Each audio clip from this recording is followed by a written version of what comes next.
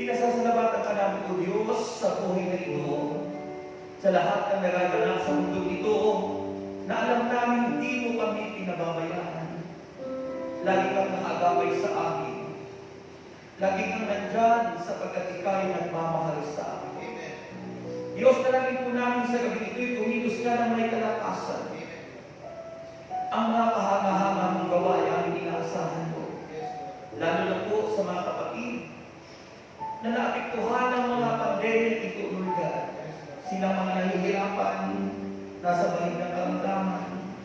Silang natatakot at nag-aalala, O Diyos, sa kawalan ng pananalig at pananampalataya. Dalangin po, Ama, na sa gabi ito, Ama, ang liwanag ng iyong Espiritu ay aming maliwanagan. Nawa po ay tumaloy sa aming mga buhay. At dalayan po ang isahan mo ay magiging sundan mo ng iyong tanda, himala at kamalagahan. Na ang mga may sakit ay mga sigaling sa pangalan ni Jesus. Ang mga natirinlan ay maliwanagan. Ang mga nahihirapan ay bigyan ng kagaanan. Dahil yan ang iyong mga pangako, Diyos. At umaasa kami na sa gabi ito ay may gagawin kang kahanga-hanga sa buhay ng bawat isa sa amin. Lord, gamitin mo mightily, boldly, and powerfully ang lingkod. At balutin kami na ibanal na dulo. Lagi mo kami itago sa iyong kabanalan. Gamitin mo ang mga awit at ang lugar na ipipunuin ng iyong kaluwalhatian. At maranasan ka namin. Sa pangalan ni Jesus, sa ngalan ng Ama, at ng Anak, at ng Espiritu Santo, at purihin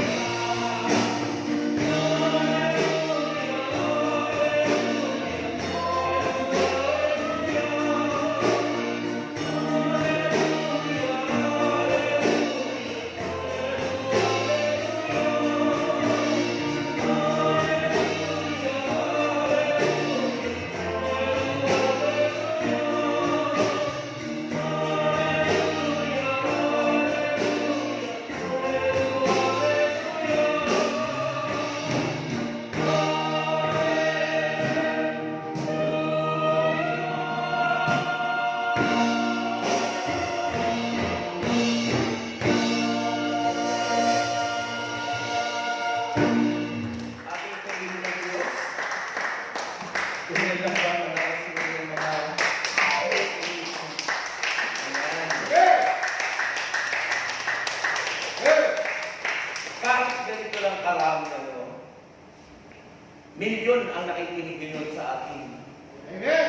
Sa YouTube, sa Facebook, Amen. social media, milyon. Tapos dito pa, no? Eh, ang pangako ng Diyos, 2 or 3 lang. Gathered in His name. Amen. Sabi ni Jesus, there I am in the midst of them. Amen. Matthew is also the 10. So, natitiyak natin kasama natin ang Diyos. At dahil kasama natin ang Diyos, siya may gagawin ang Diyos sa buhay ng bawat. Amen.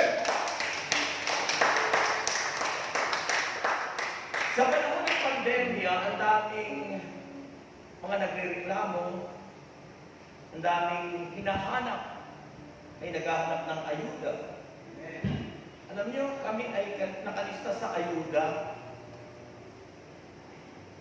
Ilang beses na, no? Pati doon sa senior citizen, kasi ako bata pa. Pero sabi ko, kung ako yung pipila dyan, ang kanyang katindi ang pila, huwag na lang. Baka mahawakan pa ako ng kung ano. Kaya hindi ko po kinuha yun.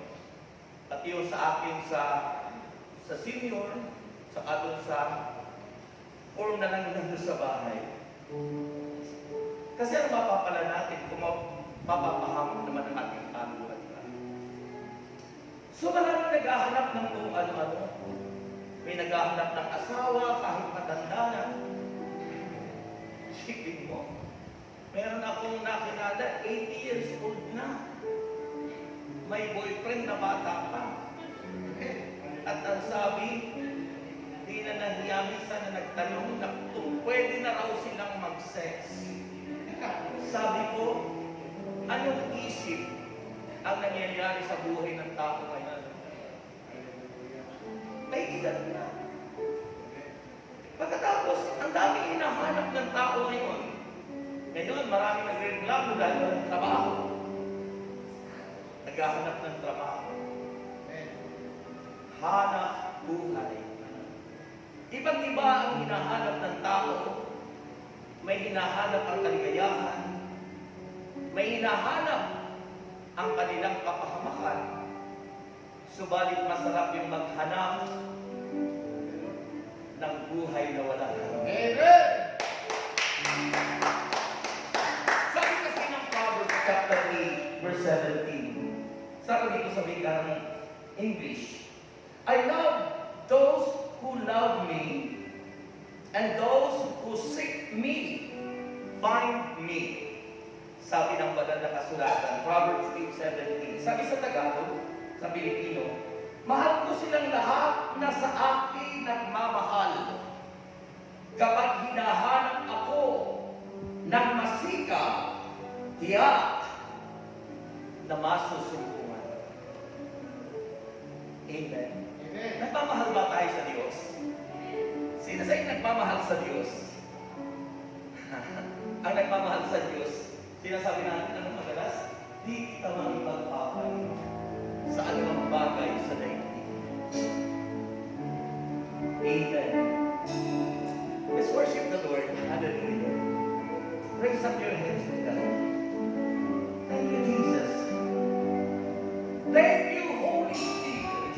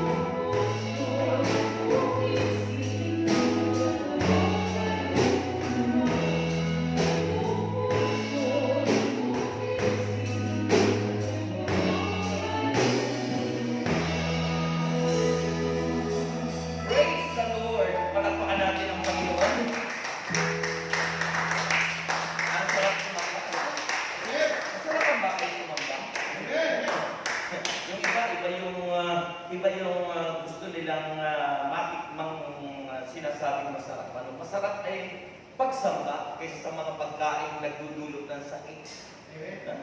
Kapag yung nabubundat ka dahil sa kain ng kain, di natutunawan, mga kapatid.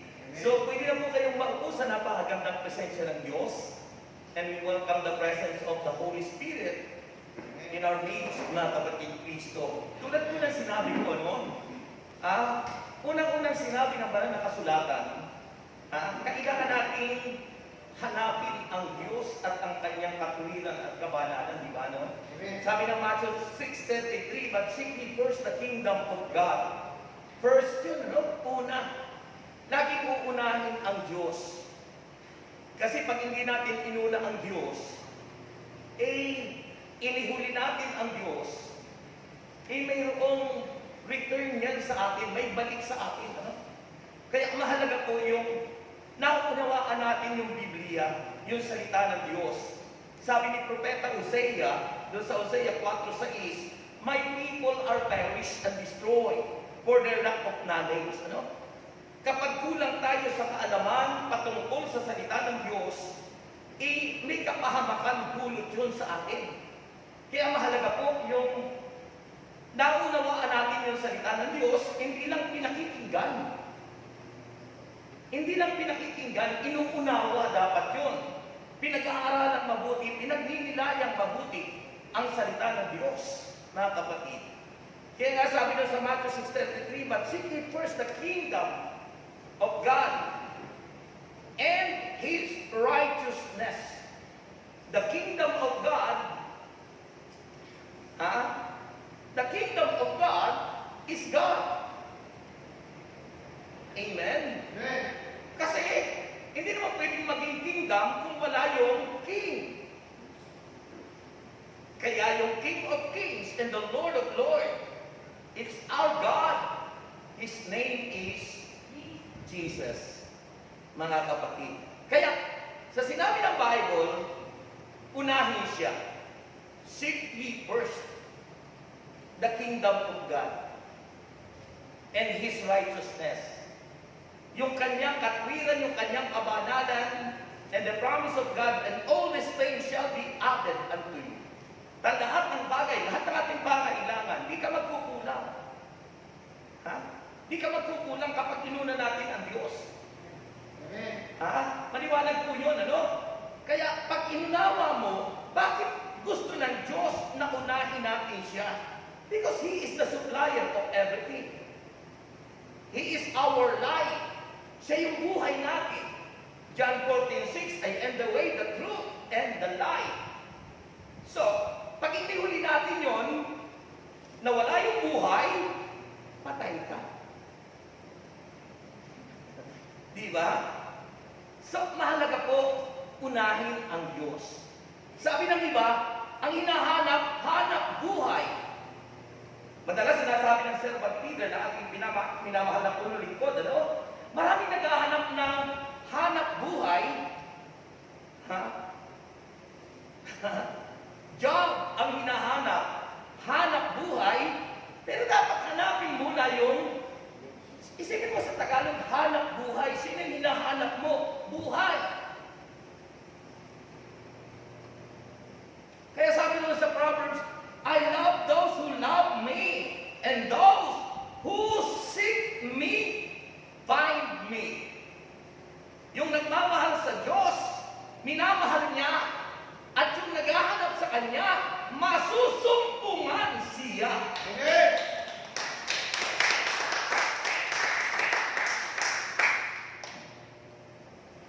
Di ba? Ang sarap na.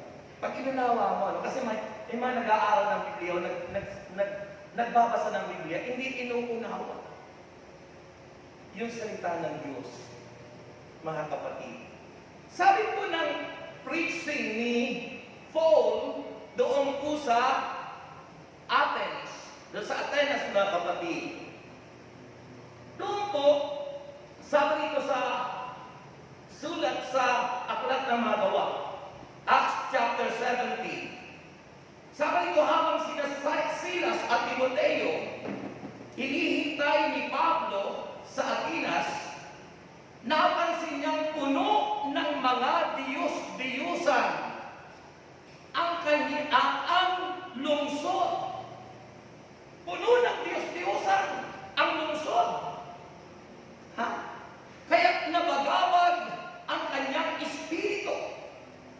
Kaya pagpaliwanagan siya sa loob ng mga sinagoga roon, sa mga Hudyo at sa mga Hintil na sumasamba sa Diyos, mga kapatid.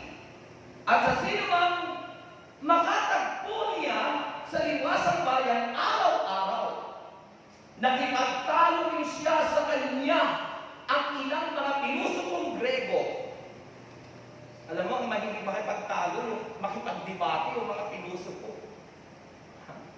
Ang Diyos ay hindi pinagdidibatehan. Amen. Ang Diyos ay pinakikinggan. Kasi pag pinakinggan mo ang Diyos, ay iyo itong mauunawaan at ipauunawa sa iyo ng Diyos. Ikaw na nakikinig kung ano ang nais niyang malaman mo. Amen.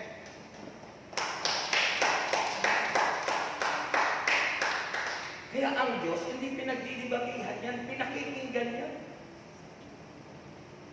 Nangungusap ang Diyos.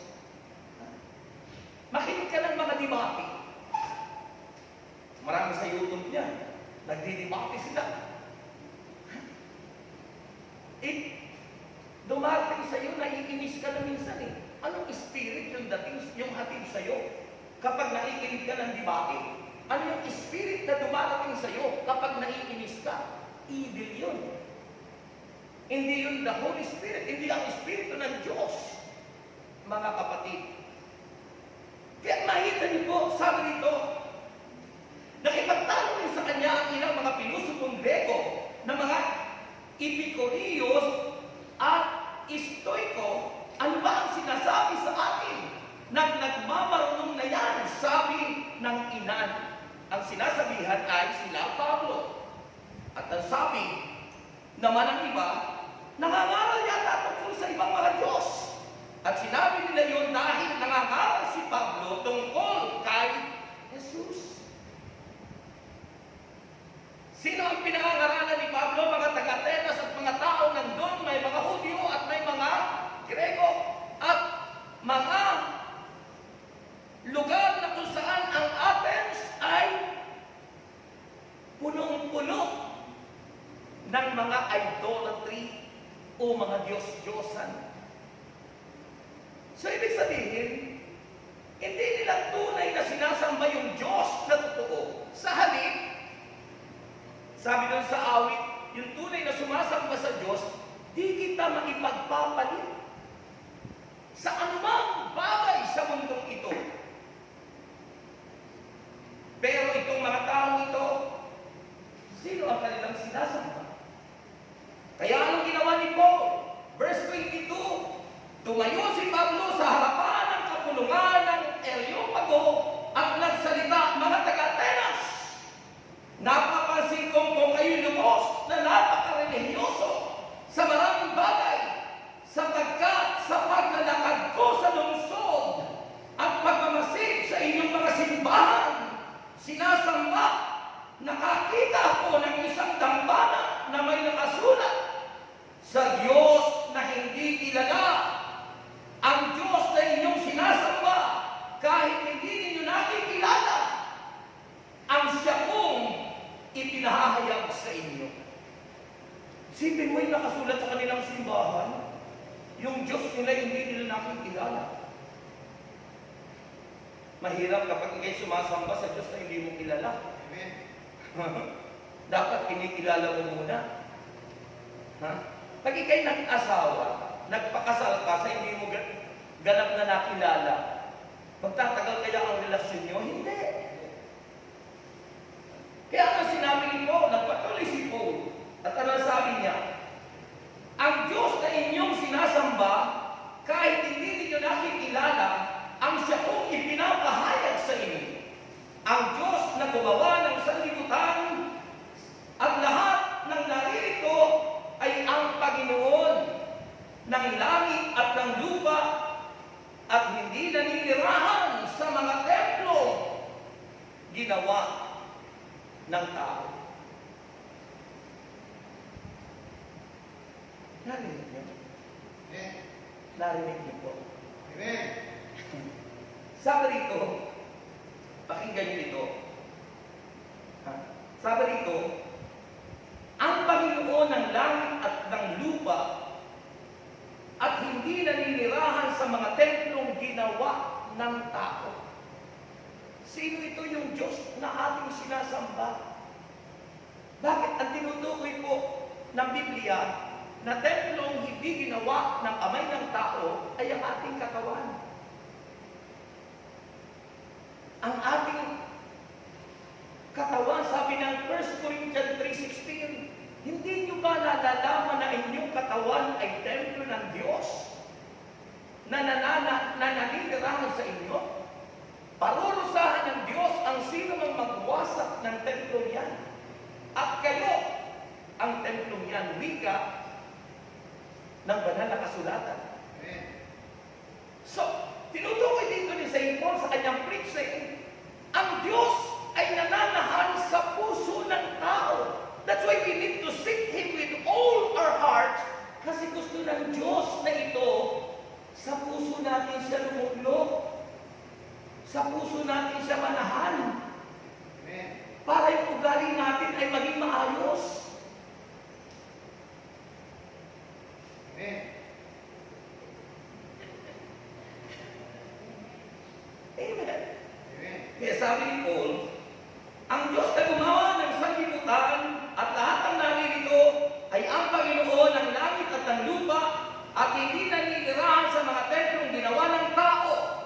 Hindi rin siya nangangailangan ng anumang tulong upang ilingkod ng tao sapagkat siya mismo ang nagbibigay ng buhay, ng hininga at ng lahat ng bagay sa sangkatauhan.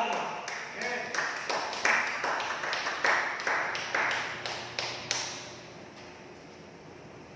Yun yung Diyos.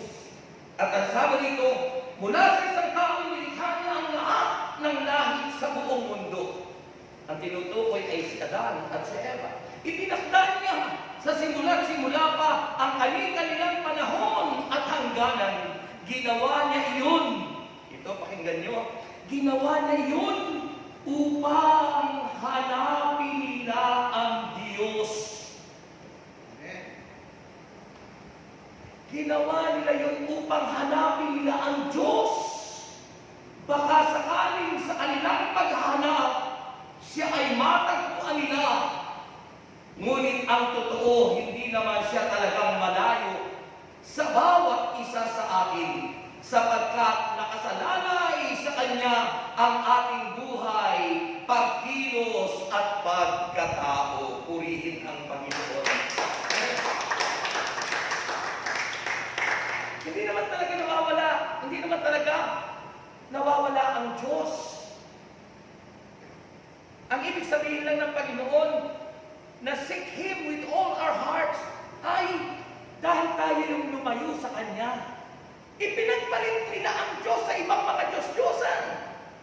Ang tawag po dyan ay spiritual adultery. Kapag ang asawa mo, pinagpalit mo sa iba, you are committing adultery. Amen. Kung ang Diyos ay pinagpalit mo sa ibang Diyos, you are committing spiritual adultery. At yan minsan ang dahilan kung bakit nagkakaganyan ang ating buhay. Kung bakit ang dami nating hinahanap na hindi naman mahalaga. Kung bakit ang dami nating hinahanap na hindi naman dapat yun ang hanapin mo. Remember, God brings us satisfaction guarantee. Ang Diyos po nagbibigay sa atin ng satisfaction guarantee. Kapag po tayo ay totoong nakilala ang Diyos at tinanggap natin ang Diyos, you are satisfied in all areas of your life. Sa lahat ng area ng buhay mo, ay satisfied ka. Yan ang aral nga sa ating simbahan kung bakit si Mama Mary ay hindi na naghanap ng iba. Kaya ang paninindigan natin, walang kapatid si Jesus. Yung mga sinasabing kapatid ay mga kamag-anak ni Jesus. Sa word na Grego ay yung word na AX ay mga kamag-anak na tin-translate sa word na kapatid.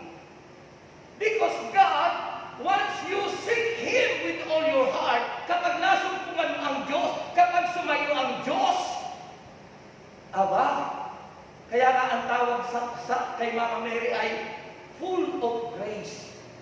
Punong-puno ng grasya. Satisfaction guarantee, mga kapatid. Kapag ang Diyos ay tunay na nakilala natin, nasumpungan natin, tinanggap natin, sinampalatayanan natin, you are satisfied in your life. Amen. You are satisfied with your wife. Amen. You are satisfied with your job. You are satisfied whatever happening in your life. You are satisfied. That's why you are always praising Him. Lagi mo siyang pinupuri at sinasamba.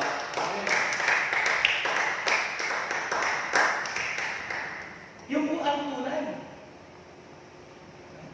Eh, minsan tayo, kunwari lang, nasumpungan ang Diyos, pero ang dami nating hinahanap, ang dami nating question sa puso, ang dami nating question sa mind. Bakit ganito? Bakit ganyan? Bakit ganon? Bakit ganyan? Lahat na mayroong question mark. In other words, you are not satisfied. And if you are not satisfied in your life, in other words, hindi mo paganap. Hindi mo paganap na ang Diyos ay tinanggap ng buong buo sa puso. Kasi pag buong buo ang pagtanggap natin kay Kristo, dahil siya'y ganap natin nakilala, it brings satisfaction in your life. Amen. Mahina. Amen. Kaya minsan question mark natin, bakit nagagawa ng tao na ipagpalit yung asawa niya sa kabila na siya'y mananampalataya? Mayroong problem. Dahil kung totoong tinanggap natin ang Diyos, mayroon kang holy fear, mayroon kang banal na pagtatakot sa Diyos at di mo pa pwedeng gawin yung mga bagay na makasasakit ng damdamin ng iyong mahal sa buhay. Amen. Hindi mo magagawang lukuhin ang iyong mahal. Amen. Hindi mo magagawang sirain ang iyong pamilya dahil lang sa walang kakwenta-kwentang udyok ng kaaway. Amen. Mga kapatid. And the problem is,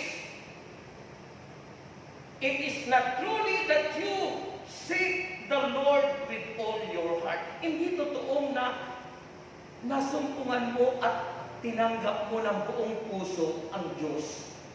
Amen. Kasi kung buong puso natin tinanggap ang Diyos, sabi natin sa awit kanina, di kita maipagpapalit sa anumang bagay dito sa daigdig.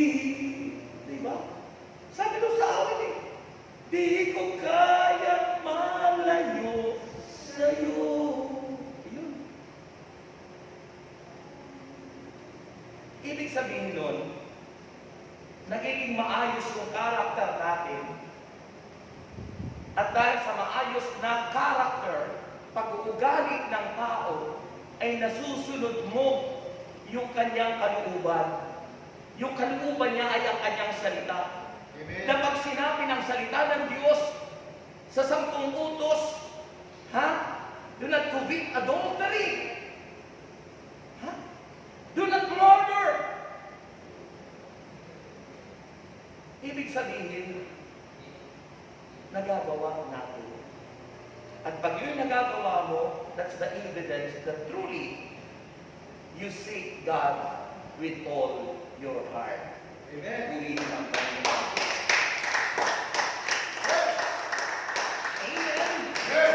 Sabi ng Hebreo chapter 11 verse 6, and without faith, you cannot please our God. At kung wala tayong pananampalataya, ay hindi natin mabibigyang kaluguran ang Diyos. Without faith, you cannot please our God. Ano ibig sabihin po nun? Because faith is so broad, mga kapatid, napakalawak ng pananampalataya. Pero ano ba yung tunay na pananampalataya? Yung tunay na pananampalataya Pinaya mo ang sarili mo. Inilagak mo ang buhay mo sa Diyos. Pananampalataya. Ipinaya mo yung buhay mo sa Diyos. You committed your life unto Him. You submitted your life unto God. You consecrated your life. Your family, all of your children are consecrated unto God. That's faith. Mga kapatid. At pag yun ang ating pananampalataya, yun yung sinasabi ng awiting kanina. At wala ka nang hahanap-hanapin. Ang tunay na pananampalataya sa Panginoon Kristo, na-overcome ang lahat ng gawa ng diablo. Na-overcome ang mga trials and testing in life. Because that faith is focused in Christ. Sabi ng Hebreo chapter 12 verse 2. Diba? Ano sabi ng Hebrews chapter 12 verse 2? Let us fix our eyes unto Jesus. And that eyes is not our physical eye. Hindi po yung ating mata na physical. Hindi po ito. Baka naman, pag nabasa mo yun, nakatitig ka na lagi doon sa larawan ni Jesus. Pag sinabing fix your eyes unto Jesus, that eyes, yung matang yun ay hindi yung physical eye natin, hindi yung physical na mata natin, kundi yung mata ng ating spiritual life. Ano yung mata ng ating spiritual life? Dahil yung matang physical ay mata ng ating natural life. Ang natural life, yung natural na buhay, ay itong buhay na ito dito. May mata tayo. Pero yung spiritual life, yung mata natin sa buhay na spiritual, ay ang pananampalataya. Sabi doon sa Hebrews 12, let us fix our eyes unto Jesus. He is the author of our faith. The author of faith, na siya rin ang yung nagpapatatag nito, nagpapalago nito, ng pananampalataya. Yun ang nais ng Diyos sa ating mga kapatid. Ibig sabihin, laging ang Diyos ang ating number one. Laging ang Diyos ang ating uunahin. Anuman ang ating mga schedules, ang Diyos ang uunahin natin tulad sa Sabado. Dapat si Kristo ang uunahin natin. Sa Sabado. Nagtatanong yung iba sa akin, Brother Rex, overnight ba? Hindi nakikinig sa radio. Hindi po tayo overnight, overday. Overday tayo. Mula alas 9 hanggang alas 6 ng umaga. Alas 9 ng umaga hanggang alas 6 ng gabi o ng hapon. So overday tayo, hindi overnight. Amen ba? So unahin natin ang Diyos, mga kapatid. Why? Because God wants people to seek Him. Gusto ng Diyos na hanapin natin siya araw-araw, oras-oras. In other words, fix your eyes, your faith unto Him. Ituon mo lagi, kahit natutulog ka, isipin mo siya. Isipin mo ang Diyos. Para nung unang-una kang naliligaw sa iyong girlfriend o asawa, na noon hindi ka makatulog, laging ang nasa isip mo ay siya. Ganun dapat. Laging laman ng puso't isipan natin, dapat ay ang Diyos. Dahil ang gusto ng Panginoon, tayong kanyang mga mananampalataya, God wants people to seek Him, mga kapatid. And God's heart, ang puso ng Diyos, is for people David. Ang puso po ng Diyos ay para doon sa mga taong naghahanap sa Kanya. Amen. Ang puso ng Diyos, ikaw, tayo, kanino ba yung puso natin? Kung ang Diyos ang ating priority, kung ang Diyos ang ating number one, ang puso natin ay sa Kanya. Amen. Purihin natin ang Diyos. Diba kaya ng Panginoon sa Kanyang aral? Ha? Sabi ng aral ng Panginoon sa bahagi ng kasulatan, kung saan ang turoon ang iyong kayamanan. Ha? Ha? Kung saan ang turoon ang iyong kayamanan. Nanduroon ang iyong puso. Diba? Kaya mahalaga kayamanan natin si Lord. Mahalagang kayamanan natin si Lord. Siya ang number one natin. Mag-impo kayo ng kayamanan sa langit. Doon ay walang nangangain ng tanga at ulan. Purihin ng Diyos. At hindi lang gusto ng Diyos na tayo'y maghanap sa Kanya, kundi gusto ng Diyos na tayo'y tumawag lagi sa Kanya. Amen. Amen? Amen. Dahil tayong lahat ay tinatawag ng Diyos. Kaya kung tayo'y tinatawag ng Diyos, tayo rin ay dapat tumawag sa Kanya sa pamagitan ng panalangin. Sabi po ng Isaiah 55, verse 6 to 7, ano ang sabi ng sulat ni Propeta Isaiah? Isaiah chapter 55, verse 6 to 7. Pakinggan niyo po ito. Isaiah 55, verse 6 to 7, ang sabi ng Bible ay ganito, hanapin mo si Yahweh, hanapin niyo si Yahweh habang siya'y matatagpuan. Hanapin niyo si Yahweh habang siya'y matatagpuan. Manalangin ka sa Kanya habang siya'y malapit pa. Dapat nang talikuran ang mga gawain ng taong masama at dapat magbago ng pag-iisip ang taong liko. Sila'y dapat manumbalik at lumapit kay Yahweh upang kahabagan at mula sa Diyos makakamit nila ang kapatawaran. Amen. Purihin ang Panginoon. Tayo, kapag nagkakasala, tayo pa ang galit. Tayo pa ang sinisisi natin yung Diyos. Alam niyo, nung magkasala si Haring David, ano yung kasalanan ni Haring David na pamoso? Ha?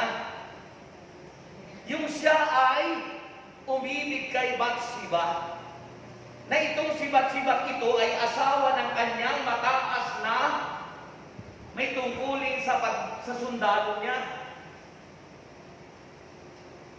Umibig si David sa hindi niya asawa.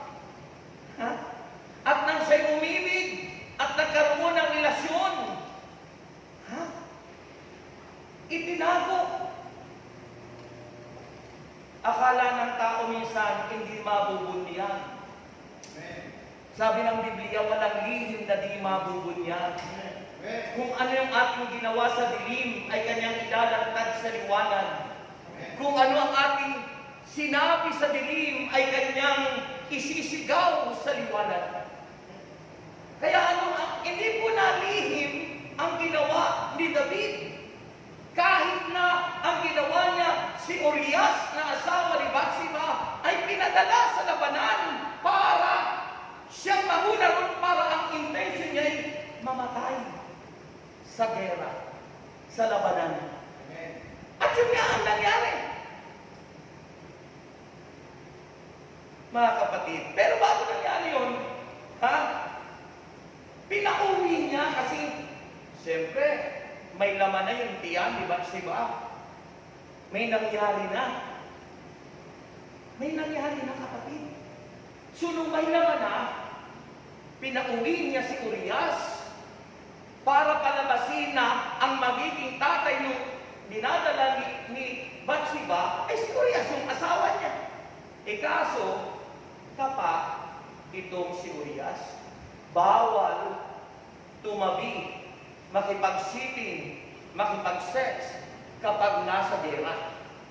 Amen. Kaya umuwi nga siya pero hindi pinabihan ng asawa. Amen. Ano ang ginawa ni David? Pinabalik sa gera at siya ang pinauna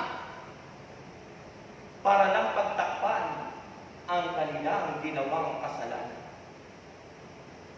Alam niyo, kahit saan ka lugar pumunta, no? Saan man sulok ng mundo, alam niyo ang kalaban natin? Konsensya. Amen. Ano? And remember, conscience is the ministry of the Holy Spirit. Sabi nga, yun yung tinatawag na conviction. No? Conviction is the ministry of the Holy Spirit through our conscience, mga kapatid. Kaya pag ang tao'y nakukonsensya, ibig sabihin, kumikilos yung Espiritu sa'yo, sundin mo yung konsensya mo. Amen.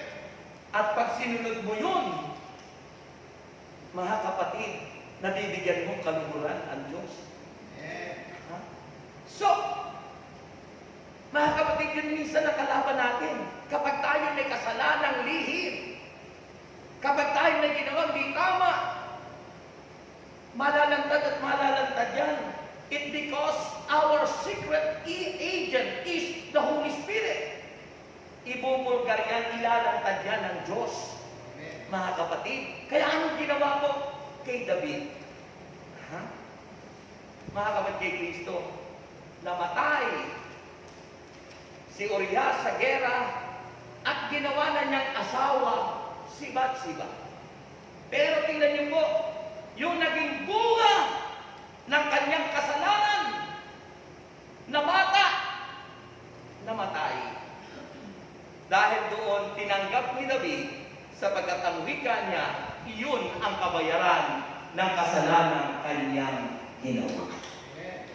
Mga kapatid, lahat ng ating kasalanan ay ating pagbabayaran. Kahit ang kasalanan ay pinagsisihan na natin, the effect of that sin, yung ating pong tinatawag na, ano tawag nun, yung epekto nun, hindi naman po yun nadadala sa pagsisisi. Yung pagsisisi, paghingi ng tawad natin ay for our soul, para sa ating kaluluwa. Pero yung bunga ng kasalanan natin ay ating pa rin pong aanihin nun. Kaya tayo'y hindi exempted na magkasakit. Kasi tayong lahat ay mayroong lumang buhay dahil sinabi ng Biblia sa Romans chapter 3 verse 23 that all have sinned and fall short from the glory of God. Dahil sa kasalanan po natin, tayo ngayon ay subject to die, subject to sickness, pain. Bakit? Nagkasala ang tao, mga kapatid. Kaya nagkakasakit. Pero pag hahanapin natin ang Diyos ng buong puso, Exodus chapter 15 verse 26, ano ang sabi po ng Exodus chapter 15 verse 26? Pakinggan niyo po ito. Ito ang sabi ng banal na kasulatan. Ang sabi ni Yahweh, kung ako ay buong puso ninyong susundin, kung gagawin ninyo ang matuwid at susundin ang aking kautusan at mga tuntunin, hindi ko ipararanas sa inyo ang alinman sa mga sakit na ipinadala ko sa Ehipto. Akong si Yahweh ang inyong manggagamot. Mga kapatid, ang solusyon para gumaling ang sakit at karamdaman, pagbabalik loob sa Diyos. Pagtupad sa kanyang mga utos. Sabi rito, kung ako'y buong puso ninyong susundin, kung gagawin nyo ang matuwid at susundin ang aking mga kautusan at mga tuntunin, hindi ko ipararana sa inyo ang alinman sa mga sakit na ipinadala ko sa Ehipto. Sabi ni Yahweh, ako ang inyong manggagamot. Purihin si Yahweh.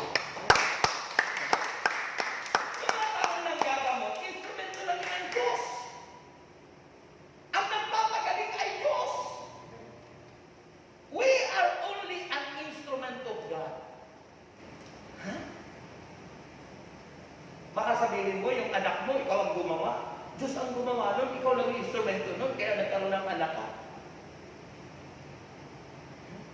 Tawag sa atin, we are co-creator of God. Kaisa tayo ng Diyos sa paglikha. Mga kapatid, co-creator of God ang tao. Para dumami ang tao. Pero hindi nangangahulugan tayo ang gumawa nun. Because our strength is God. Our life is God. Ang buhay natin. Kaya ang lahat ay para sa Diyos. At wala tayong may pagmamalaki. Tayong lahat ay mga steward ng Diyos. Tayong mga katiwala lamang ng Panginoon. Amen. Amen? Amen. Yung mga taong nagmamalaki, Ha? Wala tayong may pagmamalaki sa Diyos, mga kapatid. Pag nasumpungan natin ang Diyos, masasatisfy ang buhay natin. At pag tayo nasatisfy sa buhay natin, siya iaangat ng Diyos ang ating mga buhay at tayo magiging channel of blessing to others. Amen. Amen! Amen! Ang mga pangako ng Diyos, the promise of God that only God wants people to seek Him. Hindi lang God call people to seek Him, but God wants to call people on Him. Tumawag tayo sa Kanya. Tulad na binasa ko kay Propeta Isaias. Kailangan tayo tumawag sa Kanya, manalangin. Kung tayo tinatawag ng Diyos, tawagin mo rin siya. Diba, anong tinuro ng Panginoon na panalangin pagtawag sa Kanya? Our Father in heaven, hallowed be your name. Ang pagtawag natin, tawagin daw natin ang Ama sa pangalan ng Panginoon. Ha? Sambahin ang Kanyang pangalan. Ama namin, sumasalangit ka, sambahin ang pangalan mo. Ay sabi nun sa Athens, sa pinangaralan ni Paul, hindi nila nakikilala ang Diyos na kanilang sinasamba. Marami ngayong mga taong nakikiama, nakikitawag ng Ama, Ama namin nasa langit, pero di nila kilala ang Ama. Ang kilala lang nila ay ang anak, si Jesus. Amen. Salamat sa Diyos, sa ministeryong ito'y nakilala natin ang pangalan ng Ama ay si Yahweh El Shaddai. Purihin ng Diyos! Amen! Iyan ang napakahalaga. So God's called people to seek Him. God's called people to seek Him. And God's promise to be found by those who seek Him. Masusumpungan natin ang Diyos. At pag nasumpungan mo ang Diyos, di ba? Anong hahanapin mo pa? Sabi nga ay, kapag kasama natin ang Diyos, wala nang ayun. Di ba? Wala ka nang hahanap-hanapin pa. You are always satisfied in all areas in your life. Amen. Wala ka nang hahanap-hanapin pa. Sapat yun. Amen? Amen. Bakit kayo nandito? Because you are satisfied with the Lord. Amen. Na kahit na anong hirap, kahit na anong pananakot ng tao, di kayo natakot, dumalo pa rin kayo sapagkat ang buhay nyo nakaalay sa Panginoon. Diba? Yung iba takot. Takot pumunta sa gawain ng Panginoon. Kaya hinahamon ng servant leader, di ba, yung mga leader ng church. Bakit kayo matatakot? Samantalang ito ay pinaka-vital. Kung mayroong kailangan, anumang bagay mas higit na kailangan ang pagsamba at pagpupuri sa Diyos. Amen.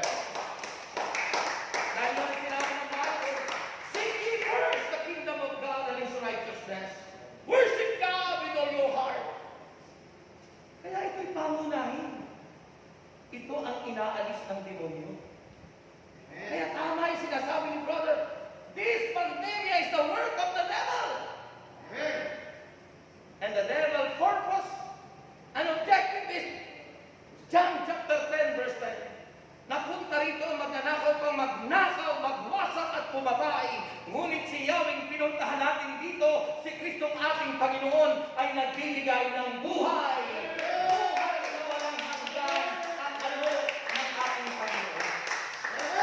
Hallelujah to the Lamb forever. Iyan ang kailangan natin. Iyan ang kailangan natin. Amen. Dahil kung hindi tayo tapat sa Diyos at di natin pinahalagahan ang pagkakasumpong natin sa Diyos, anong mangyayari sa buhay natin? Sabi ng Mateo 7:21 hanggang 23. Anong sabi ron? Hindi lahat ng tumatawag sa atin, Panginoon, Panginoon, ipapasok sa kaharian ng langit. Hindi lahat ng tumatawag ng Panginoon, Panginoon ay papasok sa kaharian ng langit, kundi ang mga taong sumusunod sa kalooban ng ating Amang nasa langit. Sabi ng verse 22, sa araw ng paghuhukom, ito'y ang tawag sa English ay the judgment seat of Christ. Lahat tayo haharap sa hukuman ng Diyos Amen. sa huling panahon, Amen. sa huling araw ng daigdig na ito, sa judgment seat of Christ. Ang judgment seat of Christ, pagkatapos ng parusilya sa ibang simbahan ng tawag ay rapture, pagkatapos nun, at pagkatapos ng parusilya o rapture, ang Panginoon ay darating, the final coming of Christ. And the final coming of Christ, mga kapatid, mayroong judgment. Di ba narinig niyo yung sinasabi ng mga nakasulatan? Anong gagawin ng Panginoon doon sa parable niya? Iihiwalay at ilalagay sa parting kanan ang mga tupa. At ilalagay naman sa parting kaliwa ang mga kambing. Pagbubukuri ng Panginoon. Yun yung paghapon ng Diyos. Sino ang tinutukoy ng mga tupa? Yung mga tapat. Yung mga sumunod, yung sinabi ng Panginoon dito, na ang mga papasok lamang sa langit ay ang mga sumusunod sa kalooban ng aking Amang nasa langit. At sa araw ng paghuhukom ay marami ang magsasabi sa akin, Panginoon, hindi po ba sa iyong pangalan ay nangaral kami at nagpalayas ng mga demonyo at gumawa ng mga himala? Ngunit sasabihin ko sa kanila, hindi ko kayo kilala. Lumayo kayo sa akin, kayong mga gumagawa ng masama. Ano kaya yung ginagawang masama? Ayun! Nagsisimba nga tayo, dumadalo sa gawain, pero naliligaw din sa gawain. Nililigawan ng katabi. Eh, may asawa na. Mayroong nagpunta sa akin, sabi niya, brother, panalangin mo naman ako. O bakit naman, sister? Eh, kasi brother, natutokso po talaga ako dahil nililigawan po ako ng katabi sa fellowship.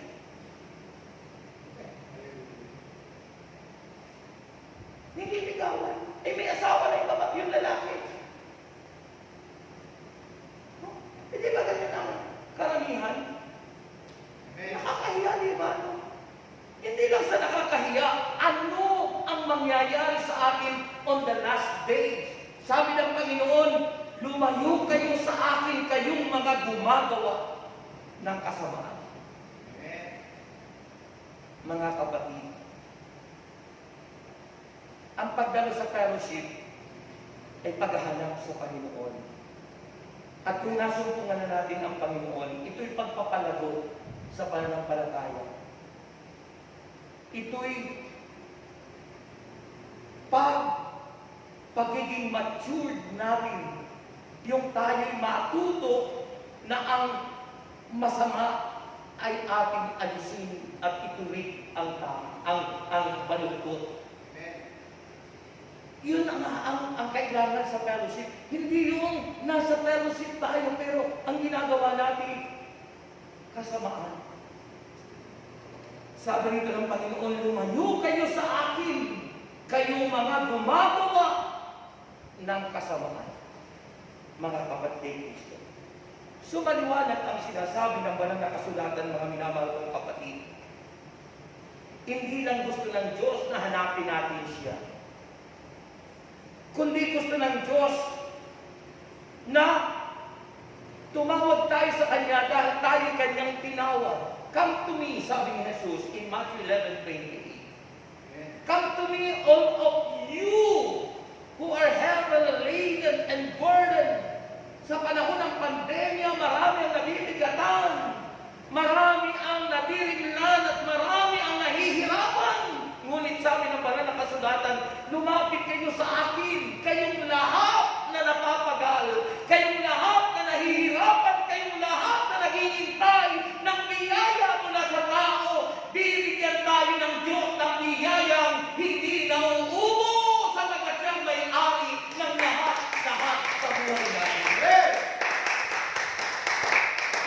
Sa Diyos tayo lumapit.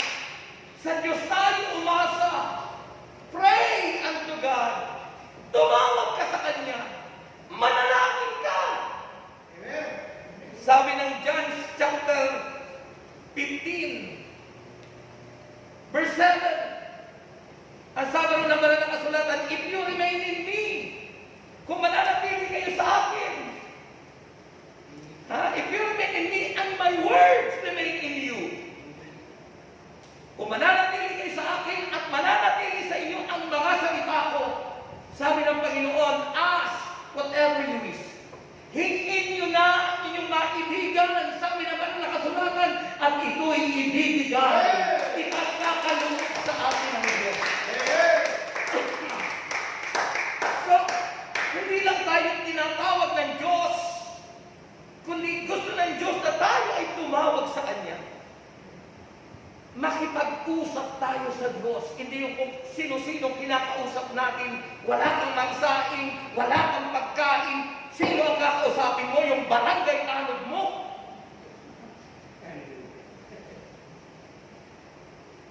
Mga kapatid, kausapin natin ang Diyos.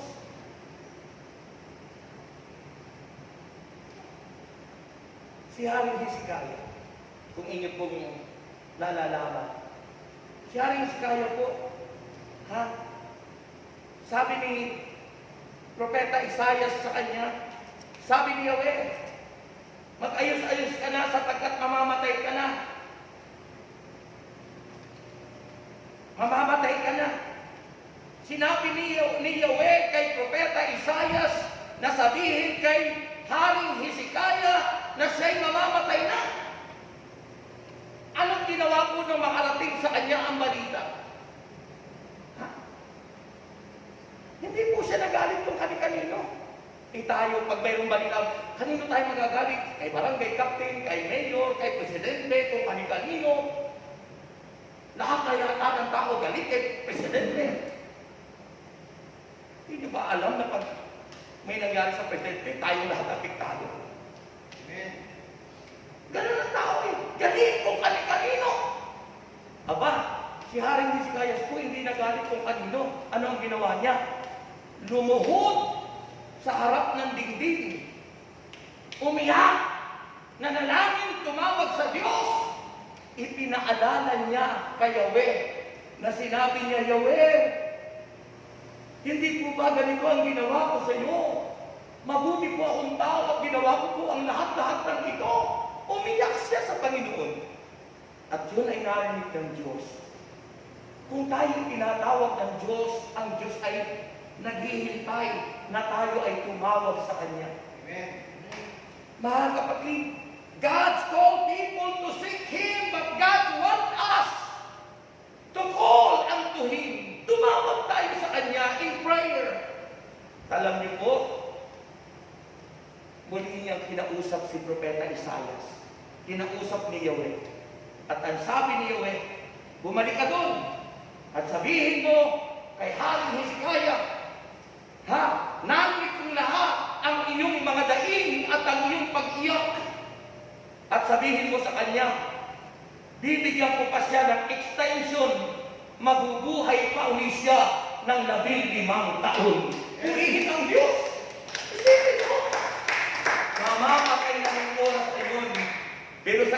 ginawang pagtawag sa Diyos, binigyan ng extension. Mga kapatid, kayong mga may sakit na nakikinig ngayon, kayong mga nahihirapan na tila baga naghihingalo na, umiyak kayo sa Diyos. Tumawag kayo sa Diyos. Extend your spiritual hands unto God. Cry out unto God. Ask Him for help. Humingi kayo ng tulong sa Diyos, hindi sa inyong mga barangay captain. Humingi kayo ng tulong sa Diyos, hindi kung kani-kanino. At pag humingi kayo ng tulong sa Diyos, marinig nga ang inyong daig, pagpapalain tayo. So remember, seeking God is an issue of the heart. Issue of the heart.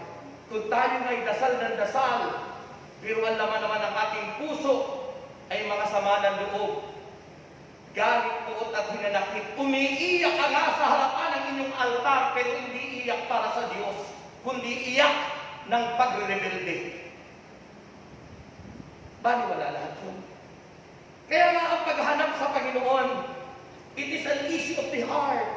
Yung puso natin, gaano ba kapusila, gaano ba kalinis ang ating puso.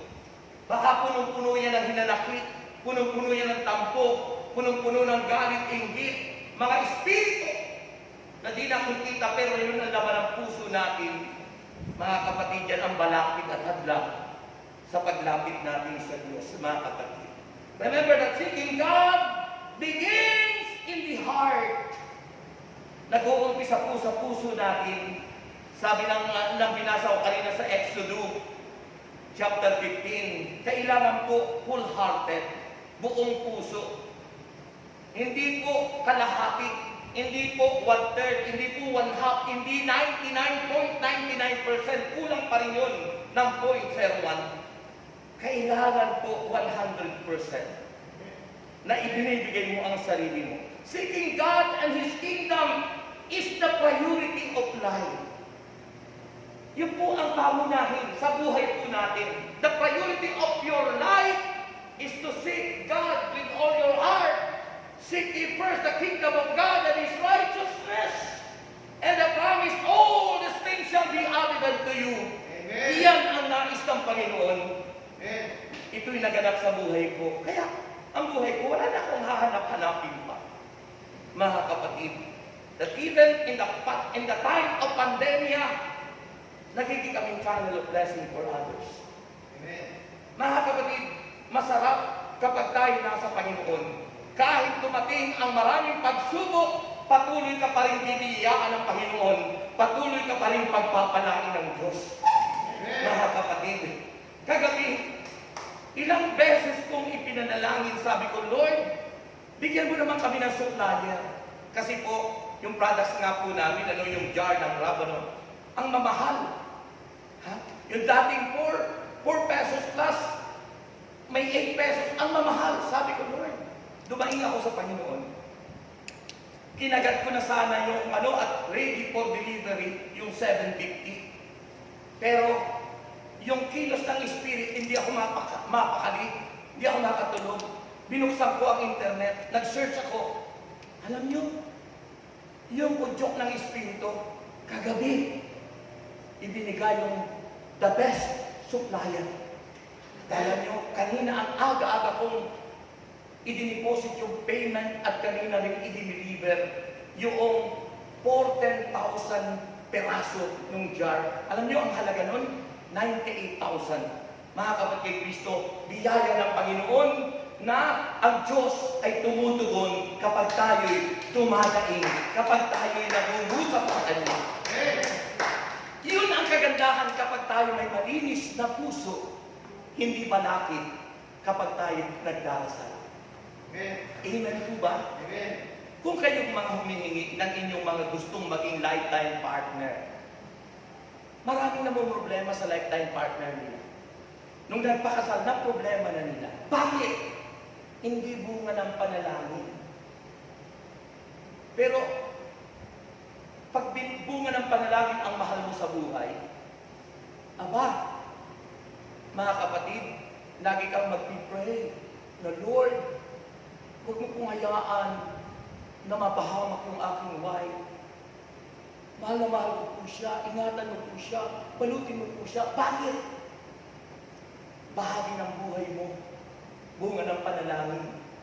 Di ba? Sabi doon sa awit kong ginawa, o kay sarap, mahalin, bunga ng panalangin, sa isipan at puso ko'y lagi kang napapansin. Di ba? Tayo na po kayo lahat. Sapagkat pagbunga ng panalangin, ang inyong gagawin lagi, tagumpay tayong lahat. Taas ang inyong mga kamay at tayo'y manalangin. O Diyos na makapangyarihan, Ikaw po ang Diyos na aming pinaglilingkuran. Ikaw po ang the best God at wala na pong iba. Ano man ang Diyos-Diyosan ng aming buhay, ito'y tinatakwil namin. Dahil Ikaw lang ang aming Panginoon. Ikaw lamang ang Diyos na aming nakilala na tumutugon. Ano man ang aming hingin ay iyong binibigay ayon sa iyong kalooban. Kaya Ama, silang lahat na may sakit ay dalangin ko ng kagalingan. Dahil yan ang wika mo, Lord.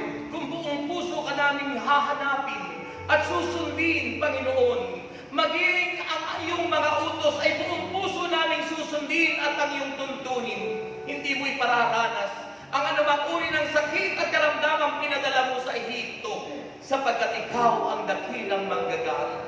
You are the God that healeth thee, O Lord. Ikaw ang manggagaling. Hallelujah.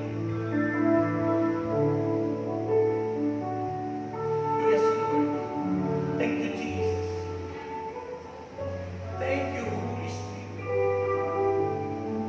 You are worthy to be praised. You are worthy to be praised. Yes.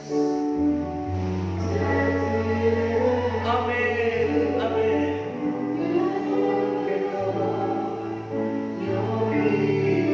Yes. Hallelujah.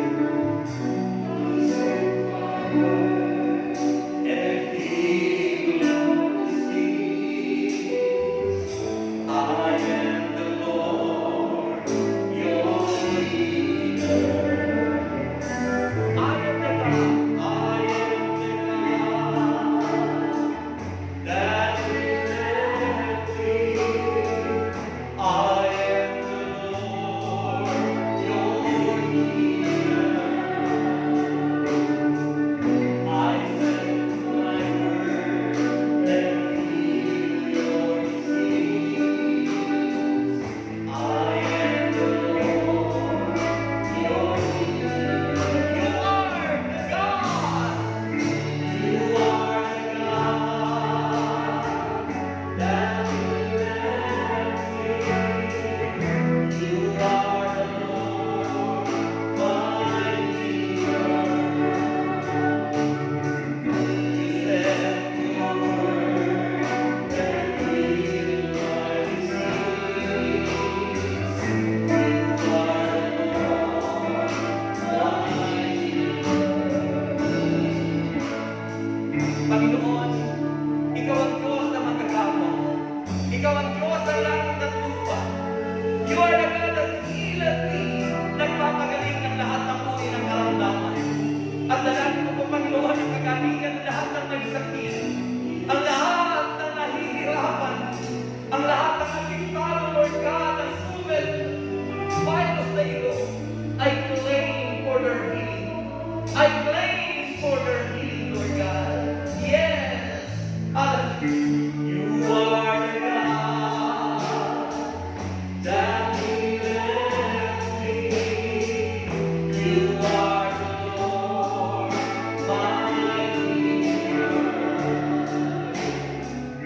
You send your word and heal my disease. You are the Lord, my healer.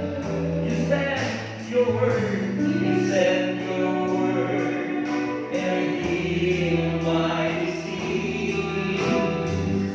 You are the Lord, my healer.